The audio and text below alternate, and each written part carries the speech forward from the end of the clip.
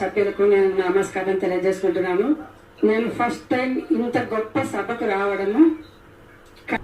నిజంగా ఇప్పుడు సమాజంలో ఎట్లా ఉందంటే కుటుంబాలకు విలువే లేకుండా పోతుంది. ఎవరికి వాళ్ళ యమునా తీరు అన్నట్లున్నారు.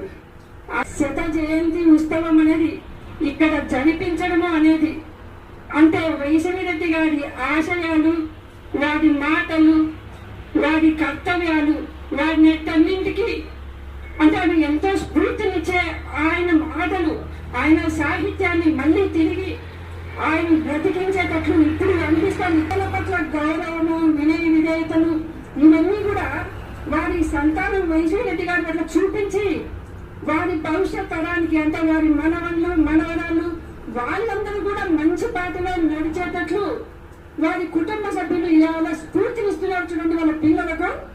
అది చాలా గొప్ప అభినందనీయం అన్నమాట.